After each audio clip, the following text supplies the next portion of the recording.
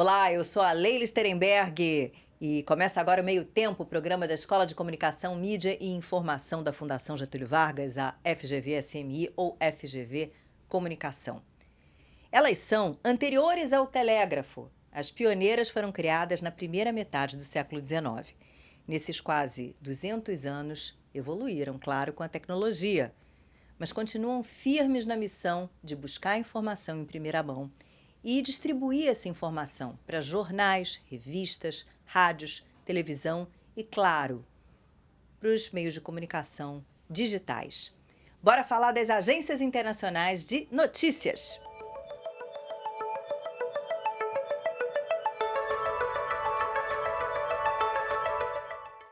Eu recebo hoje o Thomas Morfand, que é o diretor no Brasil da agência France Presse, como o nome indica, é francesa, e também o Andrei Ulinkin, que é o diretor do escritório da agência russa Sputnik, o escritório no Rio de Janeiro, no Brasil, na verdade.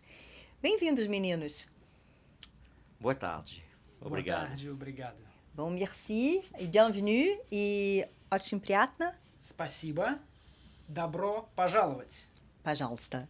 Добро пожаловать. É bem-vindo. Ah, essa eu não tinha aprendido ainda. Então, vou falar com a minha professora que essa aula está faltando. Meninos, vamos começar como a gente costuma, que é quebrando o gelo. Tomás, ou Tomás, como te chamam aqui no Brasil, que notícia você gostaria de dar? No Brasil ou fora do Brasil? Tanto faz. Eu gostaria muito de anunciar um acordo para a volta da paz em Haiti, por exemplo. E você, Andrei? Eu sei que não é muito perfil da nossa agência e tem pouca chance de eu fazer esse tipo de divulgação, mas se eu pudesse divulgar o título mundial do Vasco, eu adoraria. Me conta uma coisa, você está aqui desde 2019 e já é vascaíno a esse ponto? Sim, eu já Impressionante. era vascaíno antes de chegar aqui. Mas como assim? Por que Vasco? O primeiro jogo que eu assisti aqui no Brasil presencialmente, eu fui com os meus pais em 2011 ainda. E foi o sonho do meu pai de ver o jogo no Maracanã. E aquela Maracanã ainda antes da Copa, né? Era maior, né? A área diferente. Então, ele foi por ele que a gente foi para Maracanã e foi o primeiro jogo que eu vi, foi Vasco-Botafogo 2011. Vasco ganhou 2-0 e ganhou meu coração. Muito bom. Vamos retomar o rumo da prosa e falar um pouquinho de agência de notícia. Pelo que eu sei, a France Presse é um nome que ganhou a Havas, que é a primeira agência do mundo, uma agência criada em Paris em 1835. Portanto, anterior ao telégrafo. Aí fazia como? Sim, era... Primeiro não era exatamente uma agência de notícias, era mais anúncios e para compartilhar informações. E depois virou uma agência de notícias. Foi uma visão de um empreendedor muito visionário, na realidade, sobre a necessidade de ter informações fiáveis sobre assuntos importantes, a informação como modo de desenvolvimento democrático, na realidade. E foi uma etapa gigante da história do jornalismo moderno. E é verdade que se usava pombo-correio? Sim, é verdade. E fizemos alguns progressos desde essa época. Sim. Alguns, digamos, né? Explica uma coisa, para quem não é familiarizado com a Sputnik. É uma agência do governo russo, certo? É isso. E qual é a diferença da Sputnik, por exemplo, para a agência TASS e para um outro canal do governo russo, que é a RT? Os três pertencem ao governo. A TASS é mais antiga e tem mais foco no mercado interno. Foi para... Não é mais, atua também no exterior, mas o foco mais é de trazer notícias de fora para o dentro, né? A Sputnik, que é herdeira da antiga RIA Novosti, né? Tem seu foco para divulgação de notícias no exterior. Divulgação de notícias da Rússia para o exterior divulgação de notícias do exterior para exterior. Né? Então, o público alvo do Sputnik é o público nos países da presença da agência. E aí vocês estão presentes em quantos países? Difícil de dizer agora, que diminuíram bastante nos países europeus, mas continuamos fortes na Ásia Central, na África, na América Latina, e pelo menos a gente divulga em 27 idiomas, eu acho. Né? Então já o número de países pode ser em torno disso. Bem interessante.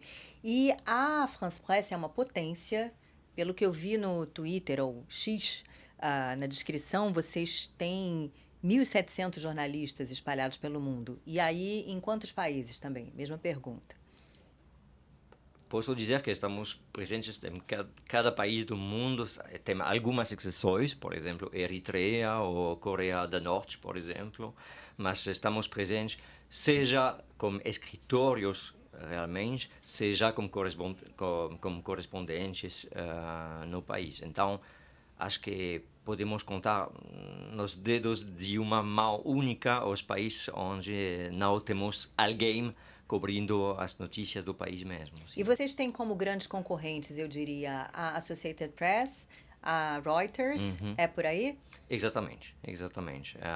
Você falou os 3 nomes das 3 maiores agências internacionais hoje, sim. E vocês mandam tanto informação, texto, né, que antigamente, lá atrás, quando eu comecei a carreira, a gente recebia por fax, recebia por, sei lá, né, antes ainda era telégrafo, justamente, aquele telegrama que chegava.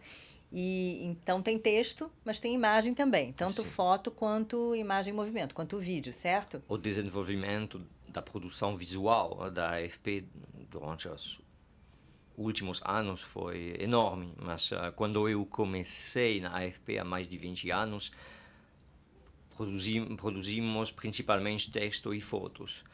O desenvolvimento do vídeo foi enorme, a infografia também e tudo que tem uma relação com isso. E temos também um serviço, um departamento, na realidade, que se desenvolveu muito nos últimos anos de fact-checking, de checagem da desinformação no Brasil e no mundo todo.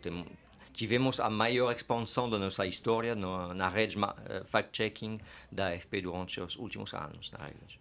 A Sputnik diz no perfil internacional: nós existimos para contar as histórias que não estão sendo contadas. Isso também no Twitter ou X. Então, tem um ângulo na história, quer dizer, isso passa... Eu vou repetir a pergunta. A Sputnik diz lá no perfil internacional: nós existimos para contar as histórias que não estão sendo contadas. Isso passa pelo ângulo da história, mas também pela escolha das pautas? Toda a história, na verdade, tem 2 lados, ou mais. E todo tem sua própria opinião. Tem dois advogados têm 3 opiniões. Né? É verdade para qualquer conversa, né? Para qualquer história. Então, às vezes, umas ou outras histórias saem em um veículo e não saem em outro. E acontece que a mesma história pode ser contada por uma pessoa ou por outra pessoa. E é difícil de encontrar a razão, quem tem razão. Mas a gente acha importante de trazer as opiniões e as histórias daqueles que não estão ouvidos. Como é que é o contato de vocês com Moscou, né, com a Rússia? Tem um contato diário, eu posso supor, e como é que é o alinhamento exatamente editorial? Sendo agência pública que pertence ao governo, claro, a gente tem as nossas diretrizes e pautas definidas, né, como agência oficial, e que é tratada também como agência oficial. Quando a agência de governo fala alguma coisa sobre o próprio governo, Então, isso já passa maior credibilidade. Então, a gente, claro, tem toda essa coordenação com Moscou, mas autonomia operacional a gente também tem, escolhendo as nossas pautas, sugerindo as nossas pautas, trazendo não só a Rússia para o Brasil, mas trazendo histórias do Brasil para o público brasileiro que eventualmente pode não conhecer essas histórias. E a France Presse tem vínculo com o governo francês? Não é uma mídia pública. Tem um estatuto 100% específico, porque temos departamentos do governo que assinam para a AFP e que pagam dinheiro para a produção da AFP, mas temos também muitos clientes privados, mídias e empresas também, muitos tipos de empresas, ONGs, ou ONU, ou não sei. Mas é importante enfatizar que a AFP não é uma agência pública, não estamos aqui para dar a visão do governo francês, nunca. O que vocês mandam para os clientes que pagam pela informação e o que vocês distribuem no Twitter ou X, no Instagram e por aí vai? O tipo de produção? Exatamente. Produzimos matérias, texto, de vários formatos. As informações mais urgentes, mandamos informações super curtas para os clientes, tipo o resultado de uma eleição, não sei, uma frase só, e desenvolvemos a história depois. Pode começar com, não sei, 10 palavras e acabar com 700 palavras, por exemplo. Produzimos muitas fotos das guerras até o futebol, por exemplo, uma produção vídeo enorme, fact-checking, como eu falei, infografia e tudo. E fazemos uma seleção enorme para nossos clientes, mas a ideia é que não temos como outras agências, outras mídias, uma especialidade, tipo, não fazemos só esportes ou só economia, por exemplo. Por exemplo, no Brasil, cobrimos não sei, a diplomacia do Lula, por exemplo, os problemas da Petrobras, feature, uma matéria fria, como os jornalistas dizem, sobre esporte novo nas praias de Copacabana, por exemplo, ou os desafios do meio ambiente. Temos essa visão bem ampla da notícia. Não somos uma agência especializada. Mas tem essa questão das redes sociais, porque eu estava vendo vocês no X ou X ou Twitter, vocês têm mais de 4 milhões de seguidores. Então tem uma produção de conteúdo que é específica para as redes sociais também. É um trabalho, uma produção baseada sobre nossa produção para os clientes, porque nenhuma mídia pode fazer sem as redes sociais. Hoje é muito importante ser presentes e mostrar nossa produção e também, como posso dizer isso, falar diretamente com o público, porque uma agência trabalha primeiro para as mídias. O que as redes sociais permitem é falar direto com o público, o que é muito importante, e dar uma ideia do nosso trabalho e da nossa originalidade, porque cada mídia tem uma identidade bem específica. Então, sim, é realmente um esforço que foi feito durante os últimos anos, mas é um trabalho baseado sobre nosso trabalho de texto, foto, vídeo, mas como uma forma, como um tipo de contar a história muito particular, porque as redes sociais são uma mídia nova, sim. E para a Sputnik é fundamental ter uma presença forte nas redes. Eu acredito que agora para todo mundo é fundamental. A pessoa vira influencer lá dentro das redes sociais. Então, quando a gente está levando a informação, a gente está levando para essa informação ser conhecida, para ser distribuída. E qual é o melhor jeito de distribuir? É levar direto para o consumidor. E o consumidor, nos dias de hoje, é na internet. Como é que você vê o apetite de notícias sobre a Rússia ou com um ângulo russo no Brasil? É uma boa pergunta. quando o chanceler russo, Sergei Lavrov, estava aqui para a reunião ministerial do G20, todo mundo lá no centro da imprensa veio me procurar, perguntando: ô Andrei, ele vai dar coletiva, ele vai se pronunciar? Então, interesse das notícias da Rússia tem tanto entre os profissionais da mídia como no público-alvo, como no público amplo, né? Não é à toa que a gente está aqui, é porque sabemos que tem interesse, pelas informações da Rússia. A gente já falou um pouquinho que você chegou em 2019 ao Brasil e vou perguntar para o Tomás. Acho que você está há menos tempo, né? E antes teve uma temporada na África. Então, conta um pouquinho da tua trajetória. Sim, eu cheguei no Brasil, no Rio, há 2 meses atrás. 2 ou 10? 10. 10 meses atrás. Mas o português está maravilhoso. Muito obrigado. Sim, realmente comecei em junho do ano passado e antes eu passei 10 anos em Paris e antes 5 anos na África do Oeste. E antes eu estava em Paris. Eu comecei na França e em outras cidades da França. E me conta um pouquinho dessa tua experiência na África. Chegou a cobrir conflito? Como foi essa experiência? Sim, eu fiquei, minha base naquela época era Costa de Marfil, a cidade de Abidjan. Eu fiquei naquele país, naquela época, no momento de uma crise eleitoral muito forte que acabou como uma guerra entre dois partidos naquela época. Eu vi os lados bons e os lados ruins das notícias desse país, que tem um potencial enorme, e eu vi também a volta da paz nesse país. Então eu vi todos os aspectos da história. Eu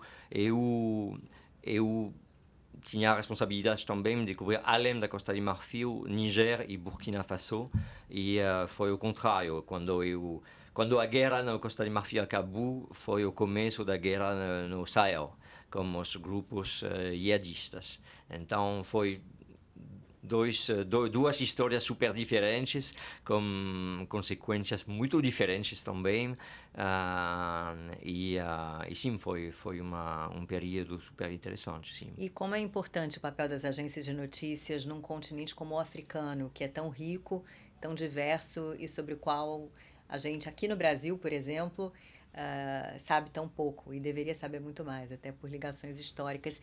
E você, eu sei que nasceu no Cazaquistão e cresceu em Tula, que fica ao sul de Moscou, certo? Então conta um pouquinho dessa sua história. Antes de passar para aquela minha história, eu queria pegar esse gancho da África e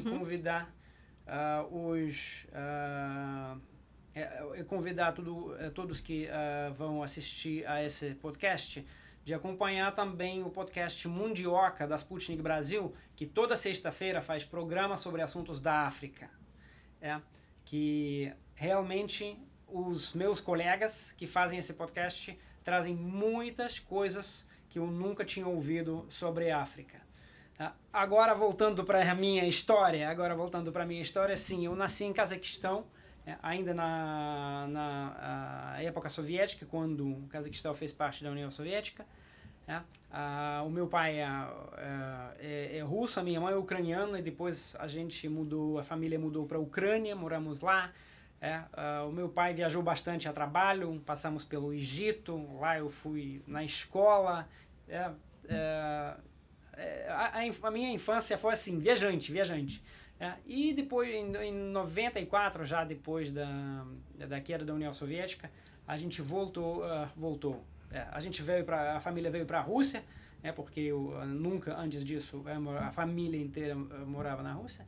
E nós residimos na cidade de Tula, em torno de 200 quilômetros a sul de Moscou. A cidade em torno de 800 mil habitantes. E depois da escola eu estava muito interessado em estudar idiomas estrangeiros, sempre gostei. Inclusive estudei francês durante 7 anos na escola. mas depois de não praticar, perdi tudo. Lamento, mas na faculdade eu fui estudar tradução, e estudei português lá na faculdade. E fala esse português maravilhoso com sotaque carioca. Obrigado. E aí virou jornalista como? Depois da faculdade, eu ingressei na carreira diplomática, na verdade. Primeiro, passei 3 anos como assessor do embaixador em Brasília. Voltei para Moscou, trabalhei mais 4 anos lá no Ministério e depois entendi que carreira de servidor público não é para mim.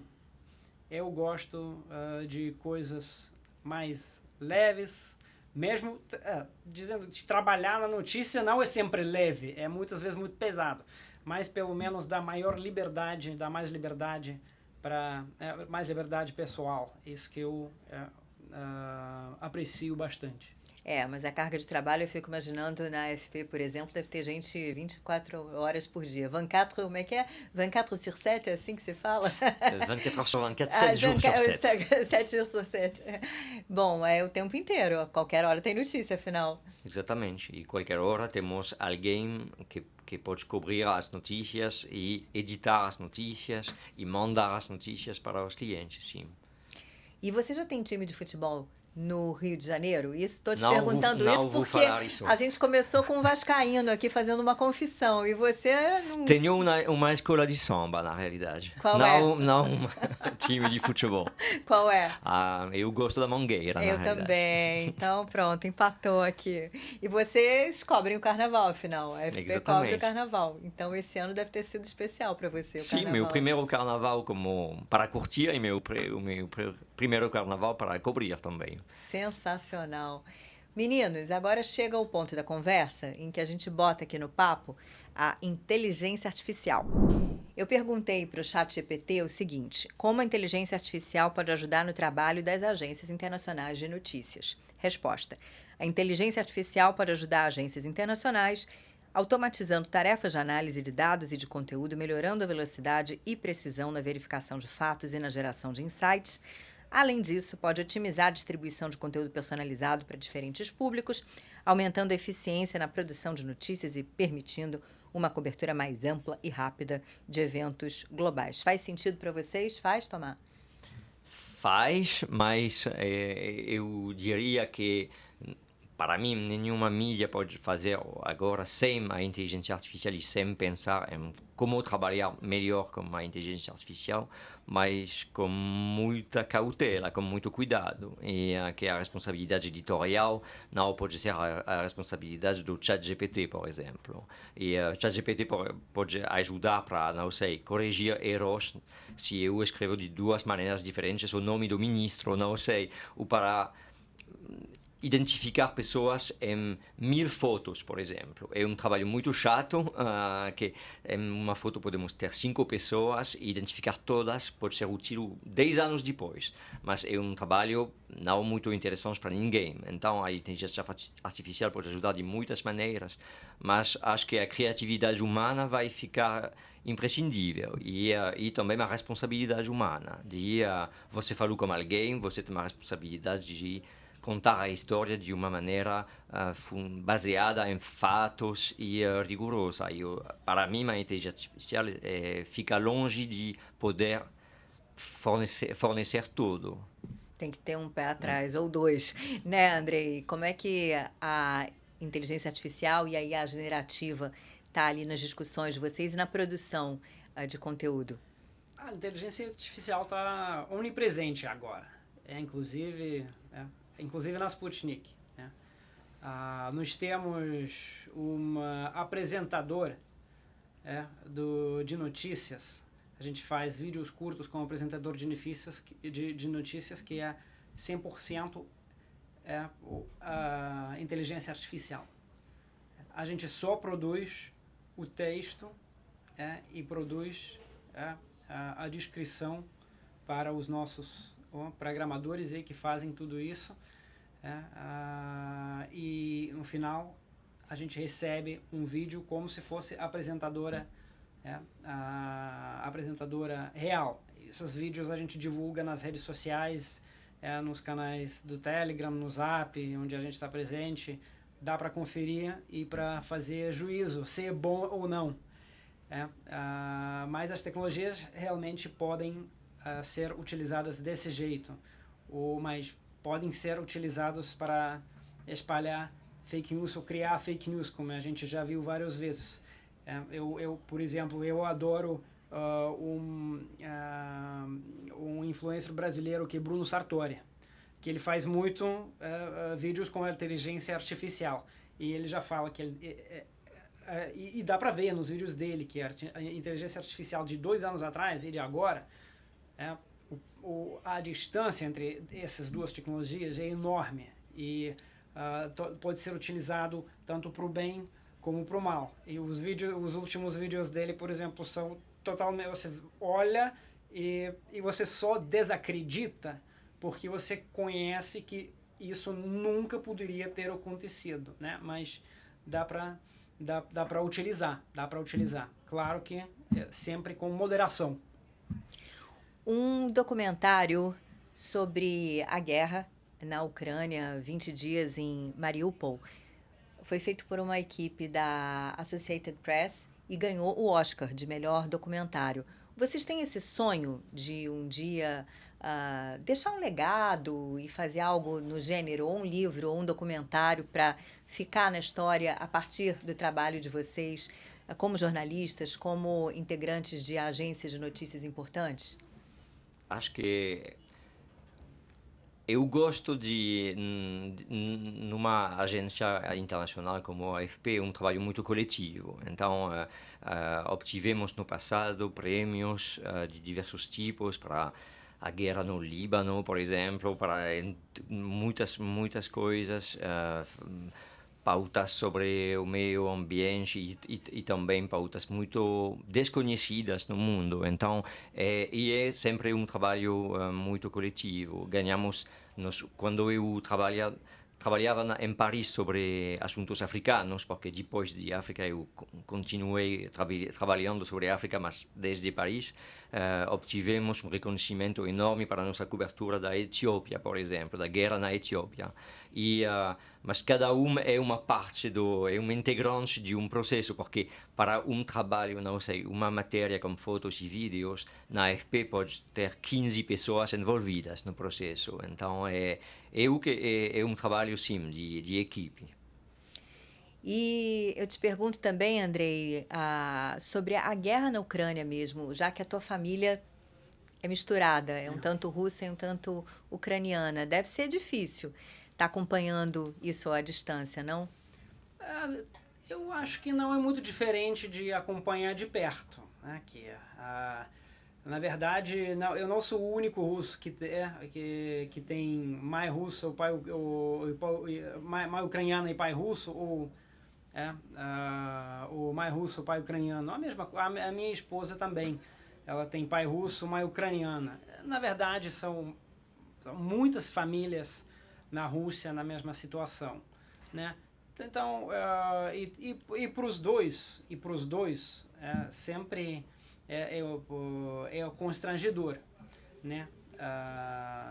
Esse tipo de notícia. E já fui perguntado, inclusive, na Globo News no ano passado, né, sobre esse assunto. Mas a gente fui perguntado exatamente como que está a cobertura de toda a situação lá ocorre na Rússia, que a minha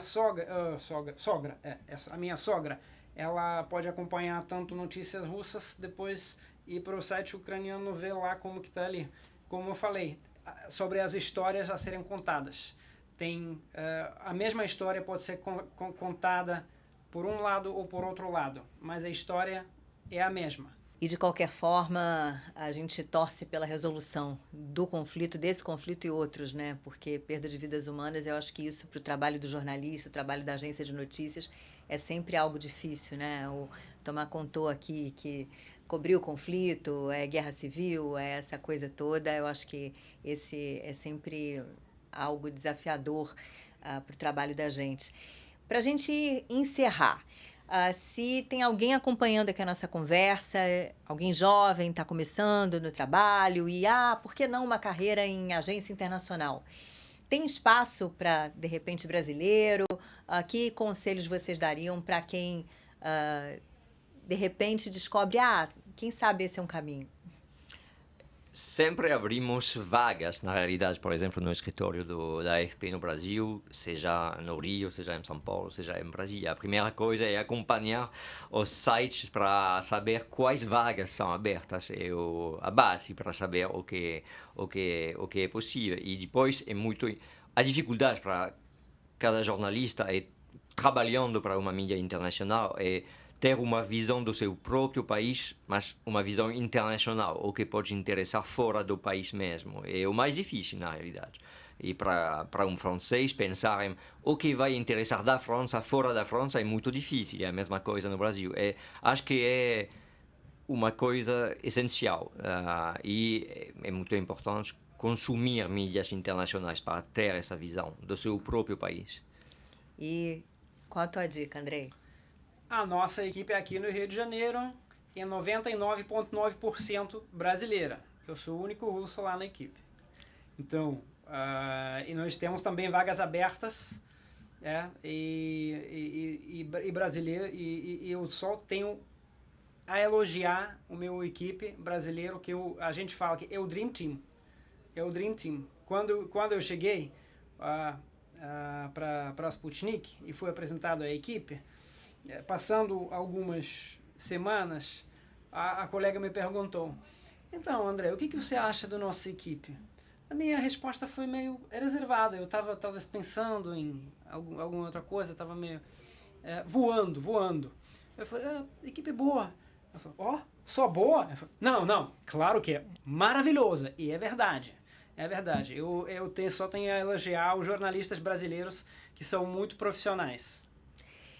Meninos, a última pergunta, prometo. Qual é o plano de vocês? Ir ficando pelo Brasil? Vai voltar para a França? Um dia vai para a Rússia? O que vocês pensam em fazer da vida? Geralmente, nesse tipo de vaga, ficamos 5 anos na AFP. Então, pelo menos, vou ficar mais 4 anos. E talvez um pouco mais, vou ver. Eu já sinto um coração apertado aí da sua parte, né? Esse mangueirense recém-chegado. E você, Andrei? Eu já estou aqui há 5 anos direto, né? Sem sair do Brasil. Os planos... É difícil fazer os planos, mas... falando, hoje eu vou no Maracanã. É o meu plano, né? Nem que seja hoje, mas... na próxima oportunidade. É isso aí. Muito obrigada. Spasibo большое. Merci beaucoup. Merci. До свидания. E à la prochaine. Tchau, tchau. Tchau, gente. Foi ótimo. Obrigada a vocês também e até o próximo Meio Tempo.